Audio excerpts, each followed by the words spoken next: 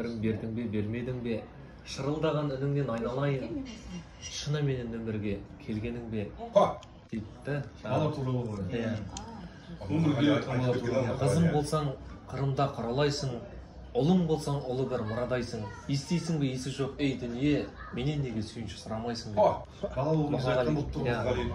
Сонына шынында бала дүниеге келген кезде ата-ананың қуанышы ғой барлығы. Бала дейтін ата-ананың енді қуанышы, былайша айтқанда енді көзінің ағы мен қарасы деуге болады. Осы ағам мен жеңешемнің шаңырағында келіп жатқан сәбидің бауы берік болсын.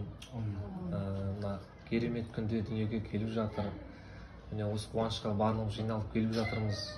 Қуаныш ұзағынан болсын. Әр баланың несібесі болады дейді. Міне үшінші бала дегенде кең үлкен үйге